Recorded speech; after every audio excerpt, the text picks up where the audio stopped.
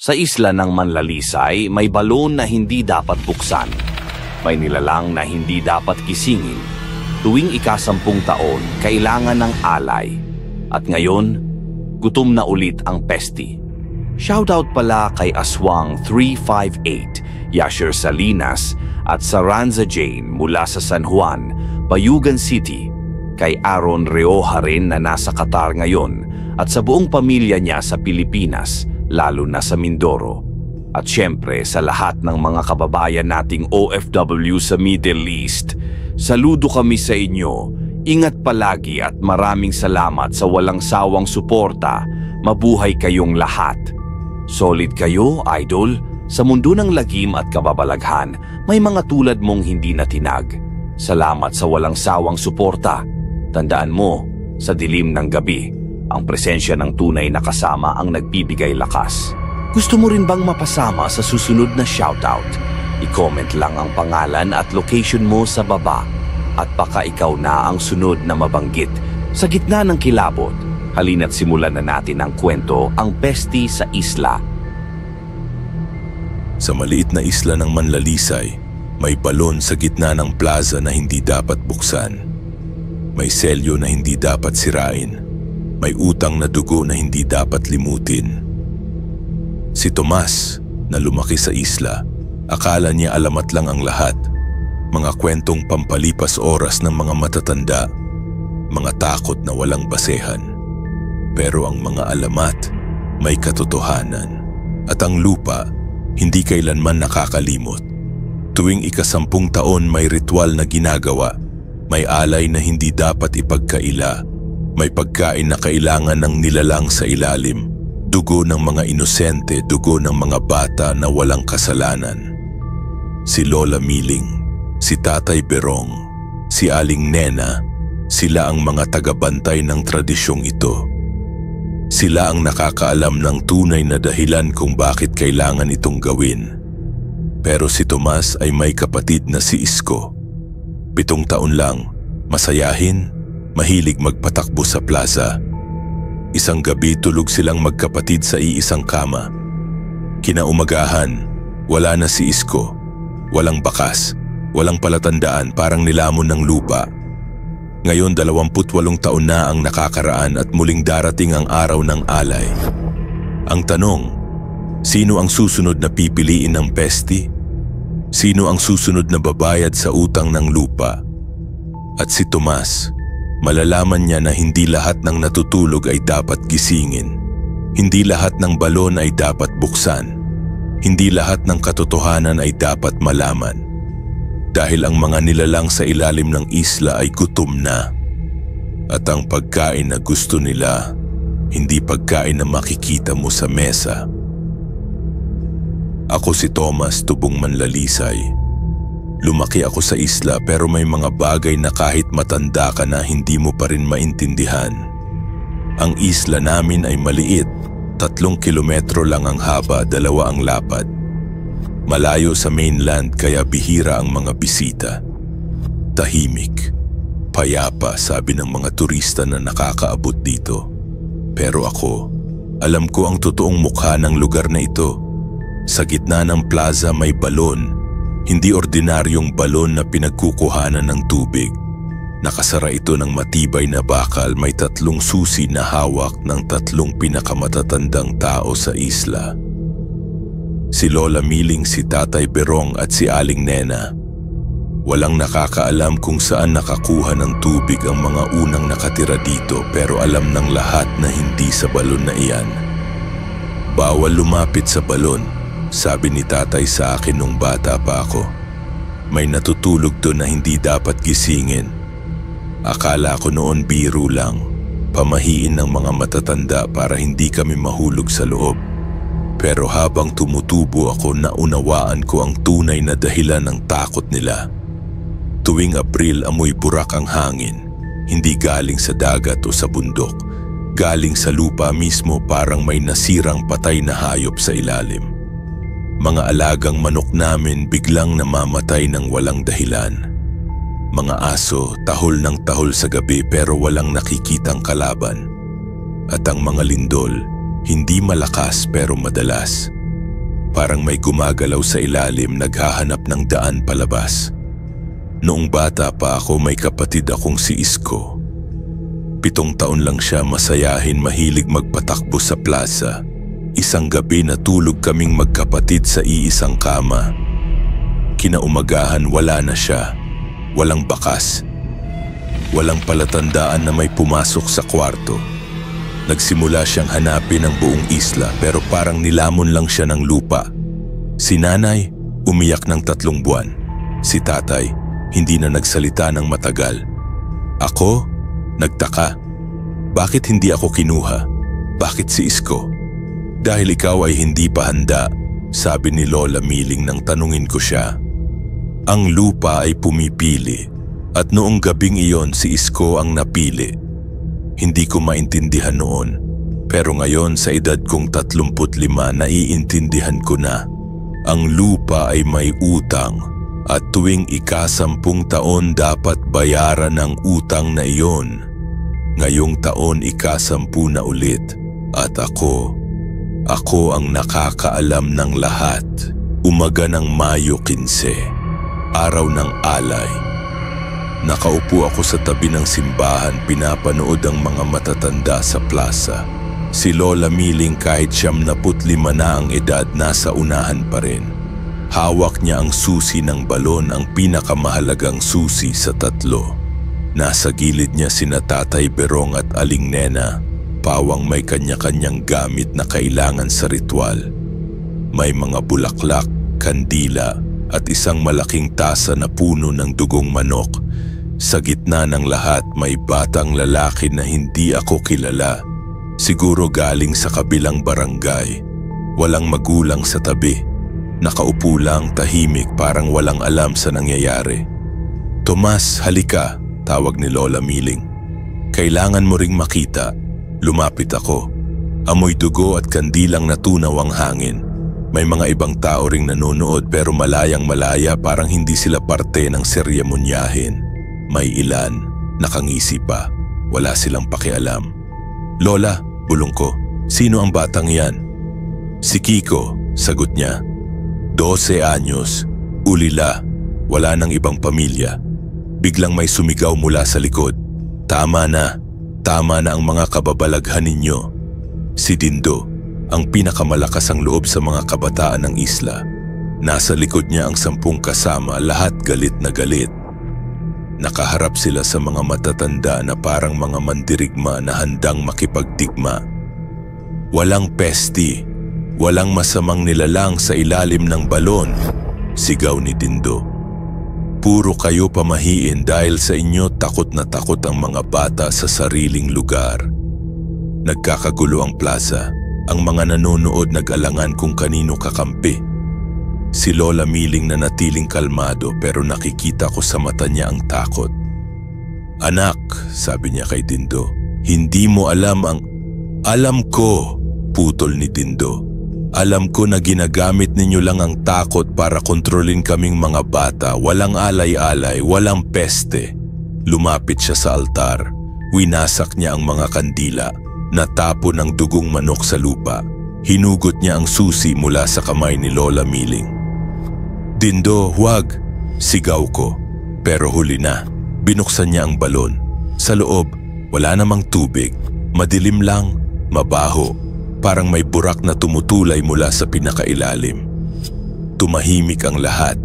Hindi dahil sa takot, kundi dahil sa pagdududa. Wala namang nangyari. Tignan ninyo! Sigaw ni Dindo. Walang... Biglang lumindol. Hindi malakas pero matagal. Parang may malaking hayop na gumagalaw sa ilalim ng lupa. Ang mga puno, umuga. Ang mga bato sa plaza, gumupo.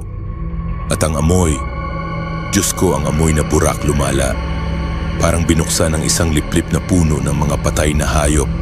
Tumakbo ang lahat, pati si Dindo na wala ang tapang. Naiwan lang kaming 4 sa plaza. Ako, si Lola Miling, si Tatay Berong at si Aling Nena. At si Kiko, ang batang nakatayo pa rin sa gitna, nakatingin sa bukas na balon. Kiko, tawag ko. Halika na, umalis na tayo. Hindi siya gumalaw. Nagsalita siya ng mahina. pero rinig ko ang bawat salita. May tumatawag sa akin, sabi niya, mula sa ilalim. Si Lola Miling, nagunahan na lumapit sa bata. Hinawakan niya ang kamay ni Kiko at hinila palayo sa balon. Pero nakita ko sa mukha niya, alam niyang huli na. Winasak nila ang selyo ng lupa, bulong niya sa akin. Hindi na tayo ligtas. Kinagabihan, nagbago ang lahat. Biglang lumamig, kahit tag-init. Ang langit naging madilim ng sobra, parang walang bituin, walang buwan. Ang hangin huminto, hindi kumikibo ang mga halaman. Parang namatay ang lahat ng buhay sa isla. Nakaupo ako sa bintana ng bahay, pinapanood ang plaza. May mga liwanag lang mula sa ilang lampara pero hindi sapat para makita ang kalakihan ng lugar. Nakakakita lang ako ng mga anino na parang gumagalaw pero hindi ko masiguro kung tao ba yun o hindi. Amoy dugo ang hangin, hindi galing sa altar na winasak kanina. Iba, mas mabaho, mas sariwa. May narinig akong kaluskos mula sa labas, hindi pagkakauntog ng mga dahon sa hangin. Mas marami. Parang mga paa ng libu-libong hayop na tumatakbo sa lupa. Sumilip ako sa bintana, nakita ko sila. Mga daga, daang-daang daga. Malaki, maliit, itim, puti, lahat ng klase ng daga na maaaring isipin mo. Nagtatakbuhan sila sa plaza parang may hinahanap. Hindi sila patungo sa mga basurahan o sa mga bahay. Patungo sila sa balon. Naging bilog ang formation nila sa paligid ng bukas na balon. Tahimik. Nakatayo lang, nakatingin sa loob. Parang naghihintay. Kumatok si nanay sa pintuan ng kwarto ko. Thomas, tawag niya. May takot sa boses. May nawala na namang bata. Sino? Tanong ko pero alam ko na ang sagot. Si Kiko. Tumayo ako. Nakakahilo. Para akong nabigla pero hindi. Parang inaasahan ko na ang balitang ito. Kailan? Tanong ko. Mga 2 oras na ang nakakaraan. Mga magulang niya sa kabilang barangay nagtelepon. Hindi umuwi si Kiko. Wala ring nakakaalam kung saan siya huling nakita. Pero alam ko. Alam kong nasa balon siya. O kung hindi, nasa ilalim ng balon. Lumabas ako ng bahay patungo sa plaza. Ang mga daga hindi ako pinansin. Dumaan lang ako sa pagitan nila at naramdaman ko ang init ng mga katawan nila sa tabi ng mga paa ko. Pero hindi ako nila hinawakan o kinagat. Parang alam nila na hindi ako ang hinahanap nila. Nagtungo ako sa balon, tumingin sa loob. Madilim pa rin, pero mas malalim ang dating ngayon. Parang may mga boses na bumubulong mula sa pinakailalim pero hindi ko maintindihan ang mga salita. Kiko, tawag ko. Nandito ka ba? Walang sagot. Pero may narinig akong ibang tunog, parang pag-uugnoy ng bata, malayo, malalim. Bumalik ako sa bahay pero hindi ako nakatulog. Buong gabi narinig ko ang mga daga sa labas. Hindi tumutunog ng malakas pero patuloy ang kaluskos ng mga paa nila sa lupa. Minsan may mga 1 o 2 na nakakapasok sa mga bahay. Narinig ko ang mga sigaw ng mga kapitbahay. Kinaumagahan, may balitang dating mula sa kabilang barangay. May isang batang babae na nagsuka ng itim na likido buong gabi. Hindi rin makapagsalita ng maayos. Ang mga salitang lumalabas sa bibig niya, hindi Tagalog, hindi Bisaya. Parang ibang wika o hindi wika. Mga tunog na parang ginagawa ng mga hayop. At may isa pang balita. Si Enteng, isang kalalakihang mahilig mag-inuman, natagpo ang patay sa tabi ng ilog. Puno ng kagat ang katawan, hindi kagat ng aso o pusa. Mas maliliit, mas marami. Kagat ng mga daga. Mga araw na sumunod mas maraming nawawalang bata. Si Lorna 8 taon, si Junjun 11 taon, si Amy 9 na taon. Lahat nawawala sa gabi, walang bakas. Walang palatandaan pero hindi lang mga bata, may ilang matanda ring nagiging kakaiba. Si Mang Ruben bigla na lang nagsasalita mag-isa, parang may kausap na walang nakakakita. Si Aling Rosa naglalakad papalik-palit sa tapat ng balon. Nakanganga, nakatingin sa loob ng walang kurap. At sa lahat ng nangyayari ang sabi ng mga matatanda, iisa lang ang dahilan. Pag hindi naialay ang inosente, ang lupa mismo ang pipili ng susunod na biktima. Pero sino ang inosente at paano maibabalik ang mga nawala na? Hindi ko na nakayanan. 1 buwan na ang nakakaraan mula nang winasak ni Dindo ang ritual at walang tigil ang mga pangyayaring hindi normal sa isla. 7 bata na ang nawawala, 10 matanda ang nagiging baliw, at yung mga daga, hindi na sila nawawala. Nandun lang sila sa plaza nakapaligid sa balon parang mga bantay. Kailangan kong gawin ang isang bagay, kailangan kong hanapin si Kiko at ang mga ibang bata. Nagtungo ako kay Lola Miling. Nakatira siya sa malaking bahay sa may bundok, malayang-malaya sa plaza. Noong dating araw maraming tao sa bahay niya, mga apo, mga kapitbahay na bumibisita. Ngayon mag-isa lang siya. Takot na ang lahat na lumapit sa kanya dahil siya ang pinakaalam tungkol sa mga pangyayari. Lola, sabi ko pagkapasok sa bahay niya, kailangan kong malaman ano talaga ang nasa ilalim ng balon. Nakaupo siya sa may bintana, nakatingin sa mga bundok. Hindi siya lumingon sa akin nang magsalita ako, pero nagsalita siya. Kaya mo ba ang katotohanan, Thomas? Kaya ko, Lola. Tumayo siya. Lumapit sa isang malaking aparador. Binuksan niya iyon at naglabas ng isang lumang libro. Ang cover, balat ng hayop. Ang mga dahon, kulay dilaw na, parang sobrang tanda. Binuksan niya ang libro at ipinakita sa akin. May mga larawan sa loob, hindi mga litrato kundi mga drawing na ginawa gamit ang itim na tinta. Mga larawan ng mga bata na nakatayo sa paligid ng balon. Mga larawan ng isang malaking nilalang na may tentacles sa halip ng mga kamay. Mga larawan ng mga tao na umiiyak habang nag-aalay ng mga bata sa nilalang. Ang pesti, sabi ni Lola Miling. Hindi ito ordinaryong nilalang. Mas matanda ito sa lahat ng tao sa mundo. Bago pa dumating ang mga unang Pilipino sa isla na ito, nandito na ito. Nakatira sa malalim na kuweba sa ilalim ng lupa. Tumingin siya sa akin. Nakikita ko sa mata niya ang pagod. Hindi pagod sa katawan kundi pagod sa kaluluwa.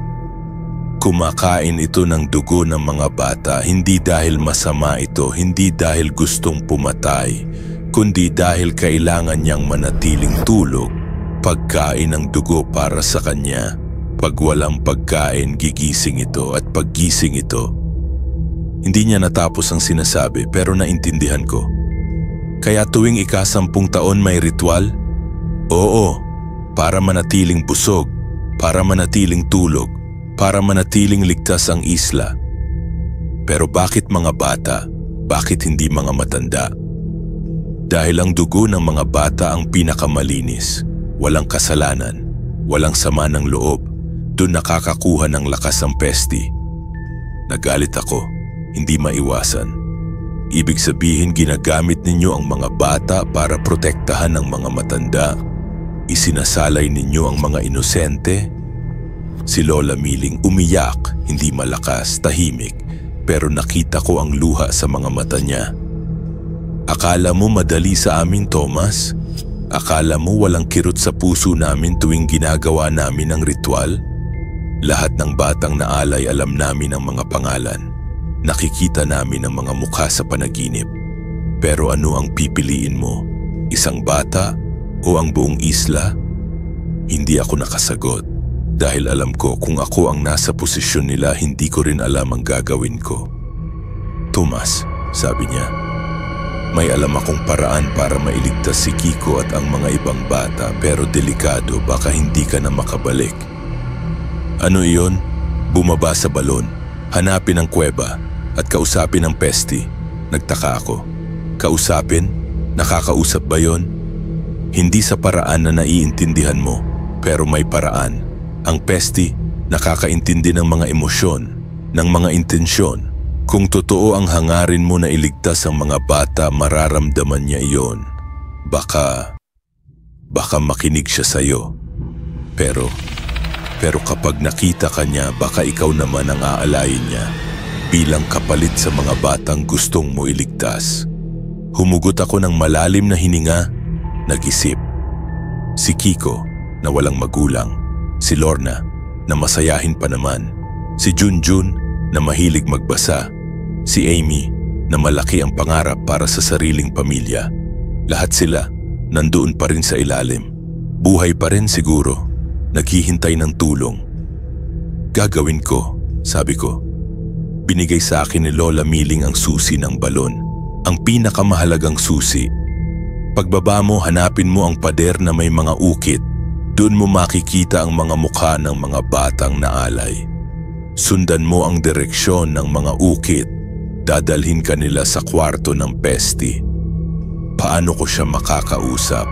Isipin mo lang ang gusto mo, mararamdaman niya. At kung titingnan ka niya ng diretsyo, ibig sabihin, narinig ka niya. Kinagabihan, nagbalik ako sa plaza. Ang mga daga nandun pa rin. Pero nung makita nila ako, umalis sila. Hindi takbo, lakad lang. Parang may respeto o kaya parang may takot. Binuksan ko ang balon gamit ang susi. Sa loob, may hagdan na yelo at bato. Sobrang baba. Hindi ko makita ang dulo. May dalang flashlight ako pero konti lang ang liwanag na dulot nito sa kadiliman ng balon. Nagsimula akong bumaba. Malamig, basa. Ang mga dingding, may mga lumot na kulay itim. Minsan, may mga buto ng mga hayop na nakakabit sa mga bato. Hindi ko alam kung saan galing. Habang bumababa ako, naririnig ko ang mga boses, hindi ng mga tao, ng mga bata. Umiiyak, tumatawag, nagsasalita ng mga pangalang hindi ko narinig kailanman. Pero alam kong tawag nila ay para sa mga magulang na hindi na nila makikita. Nang makarating ako sa pinakailalim, nakita ko ang kuweba. Malaki, maayawan. May mga ugong-ugong sa gilid na patungo sa iba't ibang direksyon. Pero sa harap ko, nakita ko ang pader na sinabi ni Lola Miling. Puno ng mga ukit, mga mukha ng mga bata, libu-libong mukha, hindi lang galing sa mga nakaraang taon, galing sa mga dekada, mga siglo. Sobrang tagal na ang mga pangyayaring ito. At doon sa gitna ng lahat ng mukha, nakita ko ang mukha ng kapatid kong si Isko. Nakangiti, parang masaya, parang hindi nasaktan. Umiyak ako, hindi ko napigilan. Habang umiiyak, sumunod ko ang direksyon ng mga ukit, patungo sa malalim na bahagi ng kuweba. Doon ko siya nakita. Ang pesti, hindi siya tulad ng inakala ko. Hindi siya nakakatakot na nilalang na may mga pangil at mga mata. Maliit lang siya, parang bata rin, pero walang mata. Ang buong mukha niya puro bukol, mga bukol na may mga linya parang mga ugat. At sa paligid niya nakaupo ang mga batang nawawala. Si Kiko, si Lorna, si Junjun, si Amy, at marami pang iba. Buhay sila, pero parang naging parte na sila ng lugar. Ang mga mata nila kulay itim, nakatingin sa pesti na parang naghihintay ng kautusan. Lumapit ako. Ang pesti hindi gumalaw, pero nararamdaman ko ang presensya niya. Parang mabigat na kurtina na bumabalot sa buong kuweba. Pakinggan mo ako, sabi ko. Hindi sa bibig, sa isip. Dahil alam ko dun niya maririnig. Tumingin ang pesti sa akin. Kahit walang mata, alam kong nakikita niya ako. Bakit ka nandito? Hindi ko narinig ang boses niya sa tainga ko. Nararamdaman ko lang sa loob ng utak ko. Nandito ako para humingi. Ibalik mo ang mga bata. Hindi sila dapat nandito. Ang mga bata ay pagkain ko. Pagkain ko para manatiling buhay. Pag wala sila, mamamatay ako. Pero may ibang pagkain naman. Hindi kailangan mga bata. Wala. Ang dugo ng mga bata lang ang nagpapabusog sa akin. Ang dugo ng mga matanda may kasalanan na. Hindi malinis, hindi nakakabusog. Naisip ko si Lola Miling, si Tatay Berong, si Aling Nena. Lahat ng mga matatanda na nag-aalaga sa isla, ginagawa nila ang ritual para protektahan ang lahat. Pero ginagamit nila ang mga bata para protektahan ang sarili nila. Tama ba yon? Mali ba yon? Hindi ko alam. Pero alam ko na kailangan kong gawin ang isang bagay. Kunin mo ako, sabi ko sa Pesti. Kunin mo ang dugo ko bilang kapalit sa mga batang ito. Nagtaka ang Pesti. Nararamdaman ko ang pagkakalito niya. Ikaw? Pero matanda ka na. Hindi malinis ang dugo mo, pero marami. At pwede kitang bigyan ng ibang klase ng pagkain. Hindi dugo. Iba. Ano? Naisip ko ang mga pangarap, ang mga memories, ang mga emosyon na naranasan ko sa loob ng 3 dekada ng buhay ko. Ang pagmamahal ko sa pamilya.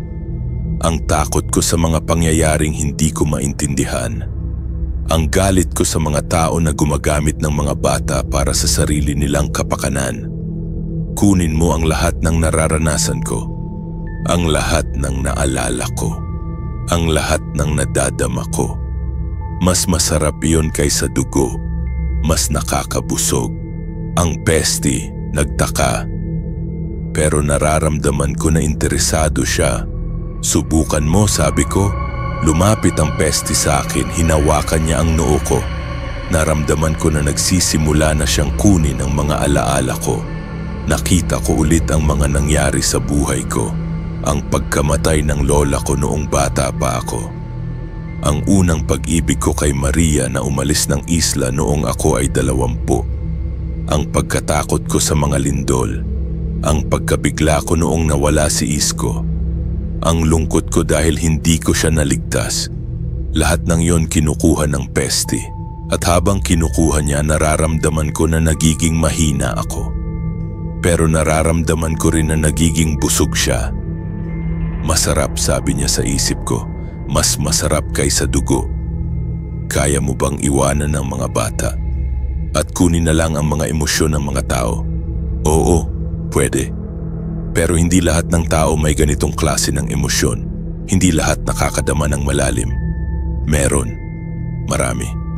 Maghahanap ako para sa'yo. Magdala ako ng mga taong handang magbigay ng mga emosyon nila bilang kapalit sa kapayapaan ng isla. Tumawa ang Pesti. Hindi masama ang tawa. Parang natutuwa. Ikaw ay matalino. Hindi tulad ng mga dati. Okay, tatanggapin ko ang alok mo. Pero may kondisyon. Ano? Tuwing ika-10 taon pa rin magkakaroon ng ritual. Hindi para sa dugo, para sa emosyon. Maghahanap kayo ng mga taong handang magbigay ng lahat ng nararamdaman nila. At ako ay makakakain ng mga emosyon na iyon. Paano kung hindi kami makakakuha ng sapat na tao? Babalik ako sa dating gawi. Kakain ako ng dugo ng mga bata. Wala akong choice. Tinanggap ko ang kondisyon. Okay, pero ngayon, ibalik mo na ang mga bata. Tumango ang Pesti. Hinawakan niya ang mga batang nakaupo sa paligid niya. Isa-isa bumalik ang dating kulay ng mga mata nila. Nagsimula silang gumalaw ng normal. Nakakita nila ako. Kuya Tomas, sigaw ni Kiko. Nandito po kayo. Umiyak ako. Hindi dahil sa lungkot, dahil sa tuwa. Halika na, sabi ko sa kanila. Umuwi na tayo. Pagkabalik namin sa plaza, nagulat ang lahat. Hindi lang dahil nakita nila ang mga batang nawawala. Hindi lang dahil buhay kaming lahat. Kundi dahil nakita nila ang pagbabago sa akin. Ang buhok ko naging puti. Ang mga mata ko naging malalim, parang nakakakita ng mga bagay na hindi makikita ng iba. At ang kamay ko nanginginig. Hindi dahil sa takot, dahil sa pagod. Sa sobrang pagod na naranasan ko sa loob ng kuweba. Tomas, sabi ni Lola Miling. Ano ang nangyari sa'yo? Ikwinento ko sa kanya ang lahat. Ang usapan ko sa Pesti. Ang kondisyon na ibinigay niya. Ang paraan para maligtas ang mga bata nang hindi na kailangang mag-alay ng dugo. Nagtaka si Lola Miling. Emosyon? Hindi dugo? Oo, Lola. Mas nakakabusog sa kanya ang mga emosyon, ang mga memories, ang mga damdaming totoo ng mga tao. Pero sino ang magbibigay? Sino ang handang mag-alay ng lahat ng nararamdaman nila? Hindi ko nasagot agad, pero alam ko na may mga taong handang gawin iyon. Mga taong pagod na sa buhay. Mga taong walang pag-asa. Mga taong gusto na lang ng kapayapaan. At sa mga susunod na araw, naghanap ako ng mga ganong tao. Natagpuan ko si Mang Carling na malungkot dahil namatay ang asawa. Natagpuan ko si Aling Beth na walang anak at mag-isang nakatira sa maliit na bahay sa may dagat.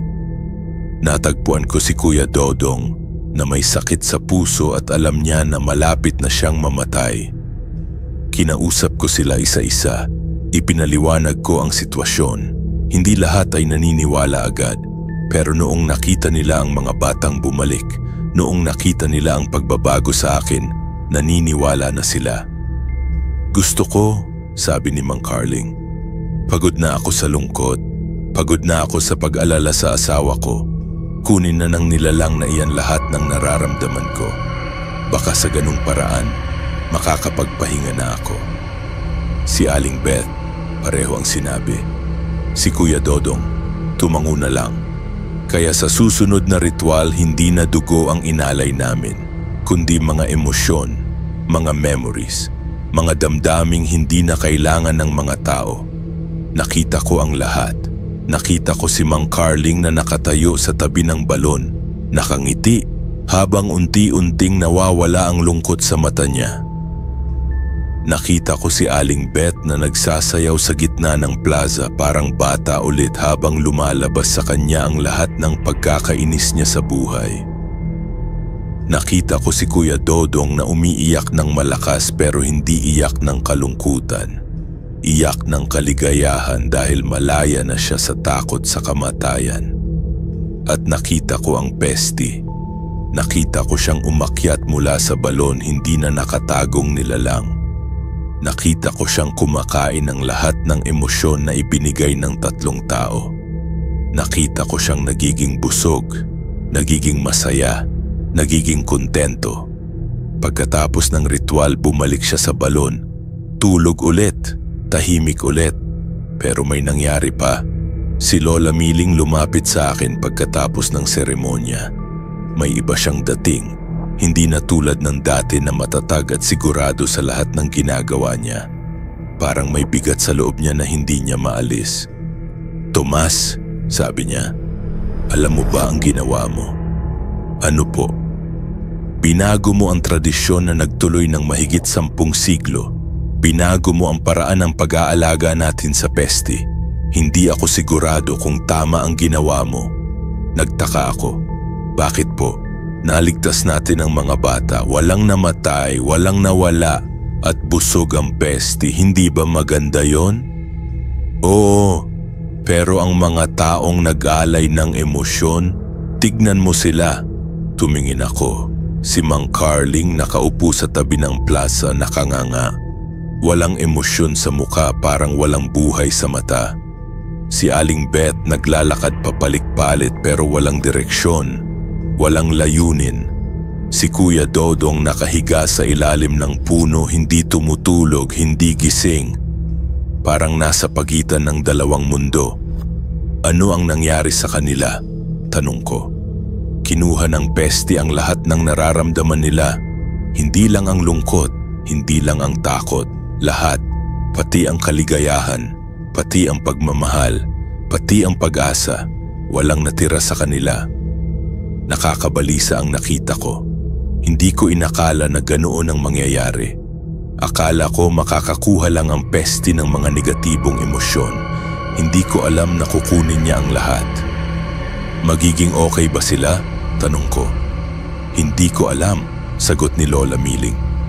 "Wala pang nakaranasan nito dati. Ikaw ang unang nakipag-usap sa Pesti. Ikaw ang unang nag-alok ng ganitong uri ng ritual." Kinabukasan, namatay si Kuya Dodong. Hindi dahil sa sakit sa puso. Namatay siya dahil tumitigil ang loob niya. Walang dahilan para mabuhay pa. Si Mang Carling at si Aling Beth, buhay pa. Pero parang mga multo na lang. Kumakain, pero walang lasa ang pagkain para sa kanila. Tumutulog, pero walang panaginip. Nagsasalita, pero walang damdamin ng mga salita. Nagsisi ako, pero huli na ang lahat. Pero may nangyari pang isa. Isang gabi may kumatok sa pintuan ng bahay ko. Pagbukas ko, si Lola Miling. Pero hindi siya ang Lola Miling na kilala ko. Payat siya, maputla, may madilim na bilog sa ilalim ng mga mata. "Tomas," sabi niya, "kailangan nating mag-usap." Pumasok siya sa bahay, umupo sa sofa, tumingin sa akin ng diretsyo. "May plano ako," sabi niya. "Paraan para maayos ang nagawa mo." "Ano po yon?" "Ako ang mag-aalay sa susunod na ritual, hindi ng emosyon, ng buhay ko." Hindi ako makapaniwala sa narinig ko. "Lola, hindi po pwede. Ikaw ang pinaka-importante sa isla. Ikaw ang nag-aalaga sa lahat. Kaya nga ako ang dapat mag-alay. Dahil ako ang may pinakamataas na responsibilidad. Ako ang may pinakamalalim na pagmamahal sa isla." Tumayo siya. Lumapit sa bintana. Tiningnan ang plaza sa labas. "Nakita mo ang nangyari sa 3 taong nag-alay ng emosyon. Naging walang buhay sila. Mas masama pa yon kaysa kamatayan, kaya hindi na pwedeng maulit." "Pero Lola," "Walang pero, Tomas, desisyon ko na ito. At ikaw ang papalit sa akin bilang tagapag-alaga ng isla." Umiling ako. "Hindi po ako handa. Hindi ko alam ang lahat ng kailangan." "Matutuhan mo. Tulad kong natutunan ko rin noong ako ay bata pa." Kinaumagahan nagsimula si Lola Miling sa paghahanda para sa huling ritual. Hindi niya sinabi sa iba ang plano niya. Ako lang ang nakakaalam. At araw-araw tinuturuan niya ako ng mga sekreto ng isla. Ang mga orasyon na dapat sabihin sa peste. Ang mga kondisyon na dapat sundin sa ritual. Ang mga tanda na dapat bantayan para malaman kung galit ang peste o hindi. Sa loob ng 1 linggo, naging eksperto na ako sa lahat ng mga kailangan. Pero hindi pa rin ako handang mawala si Lola Miling. Noong gabi ng ritual, nagtipon ang lahat sa plaza. Alam ng lahat na may mangyayaring hindi normal, pero hindi nila alam na si Lola Miling ang mag-aalay ng sarili. "Mga kaibigan," sabi ni Lola Miling sa harap ng lahat, "noong nakaraang buwan sumubok tayong magbago ng ritual, pero hindi ito nagtagumpay. Mas lalo pang nagkakaproblema ang isla. Tumahimik ang lahat, nakikinig. Kaya ngayong gabi gagawin ko ang huling ritual, ang ritual na magbabalik ng totoong kapayapaan sa ating isla." Lumapit siya sa balon, hinawakan ang mga susi, binuksan ang takip. "Hindi ako natatakot," sabi niya. "Dahil alam ko na ang ginagawa ko ay para sa inyong lahat." Tumalon siya sa balon. Hindi ko narinig ang pagkakauntog. Narinig ko lang ang tahimik na plop, parang may bumagsak sa tubig. Pero alam kong walang tubig sa ilalim ng balon. Pagkatapos ng ilang segundo, may narinig kaming lahat. Hindi sigaw, hindi iyak, kundi parang himig. Himig na galing sa malalim na bahagi ng lupa. Malambing, nakakatatahimik, at biglang tumigil ang lahat. Ang hangin huminto, ang mga dahon ng mga puno natigil sa pag-indayog, ang mga ibon na nahimik. Parang natutulog ang buong mundo. Nang magtagal, unti-unting bumalik ang normal na tunog. Pero may pagkakaiba, mas payapa, mas tahimik, walang tensyon. Nakita namin sa kalangitan ng mga bituin na mas maliwanag kaysa dati. Narinig namin ang dagat na mas tahimik kaysa dati. Naamoy namin ang hangin na mas malinis kaysa dati. Si Lola Miling ay natupad ang naging layunin niya. Binigay niya ang buong buhay niya sa peste.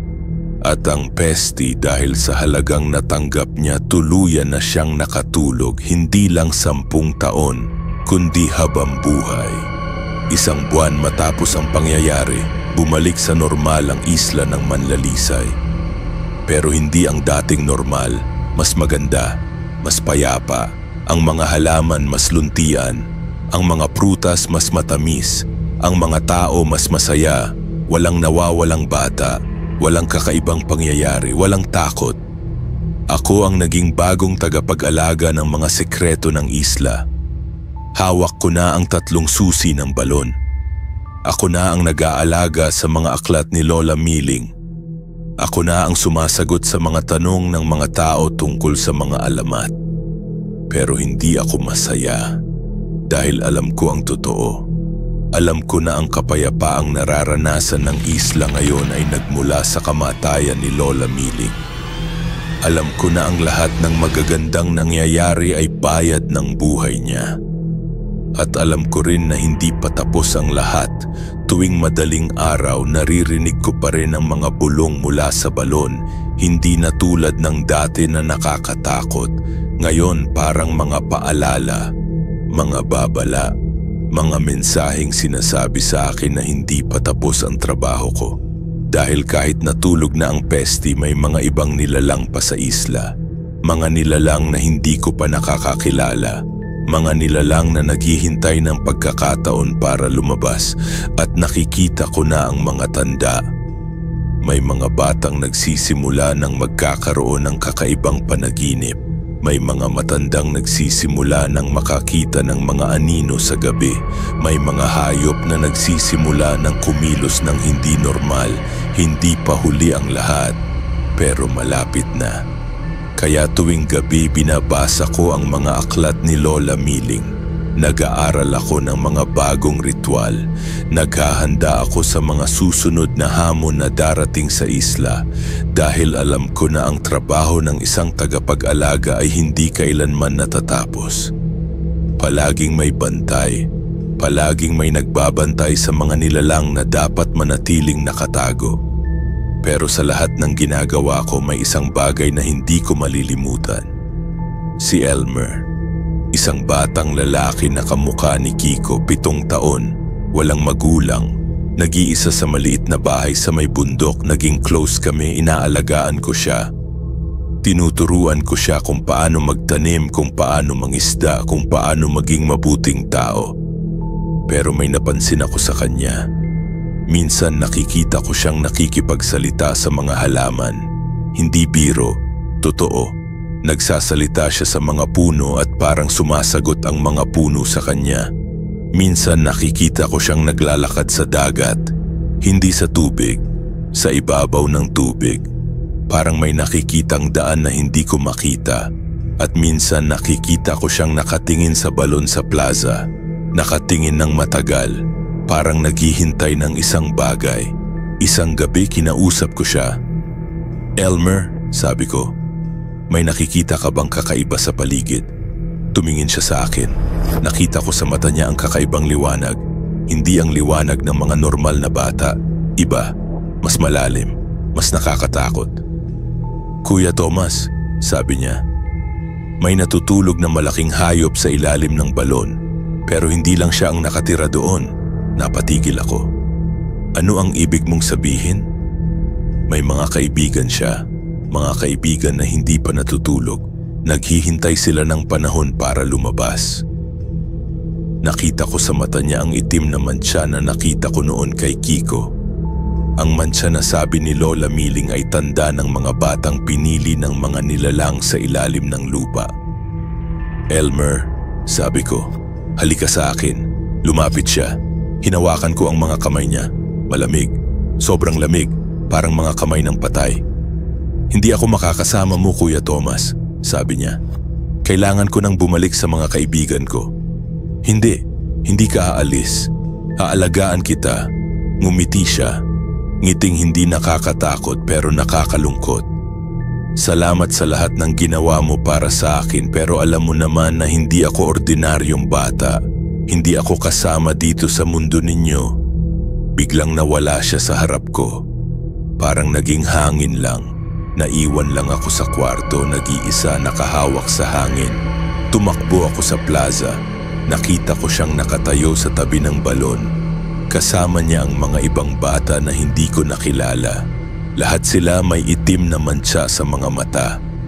Lahat sila nakangiti. "Kuya Thomas," tawag niya.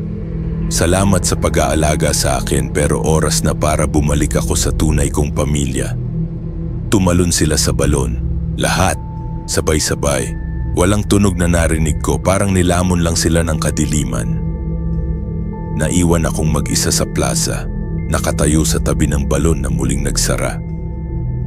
Nalaman kong lahat ng ginawa ko, lahat ng sakripisyong ginawa ni Lola Miling hindi pa sapat.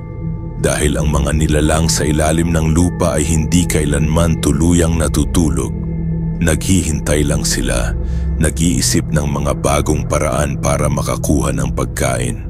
At ako ang tanging tao na nakakaalam ng lahat. Ako ang tanging tao na may responsibilidad na bantayan ng mga nilalang na iyon habang buhay. Kaya ngayon, habang nagsusulat ako ng kwentong ito, nakikita ko sa salamin ang sarili kong mukha. May mga itim na mantsa na rin sa mga mata ko. Tanda na hindi na ako ordinaryong tao. Tanda na ako ay naging parte na ng mundo ng mga nilalang sa ilalim ng lupa. Hindi ako natatakot, pero hindi rin ako masaya dahil alam ko na ang totoo. Ang peste sa isla ng Manlalisay ay hindi kailanman natutulog. Naghihintay lang, nagpaplano, naghahanda para sa susunod na ika-10 taon. At ako ang tagabantay niya, ang tagapag-alaga niya, ang kaibigan niya, habang buhay. Wakas, sa huling sandali ng gabi habang nagsusulat ako ng mga huling salitang ito, narinig ko ang bulong ni Elmer mula sa balon. Kuya Thomas, salamat, ngayon kami na ang mag-aalaga sa iyo. At nalaman ko na hindi pa tapos ang kwento, nagsisimula pa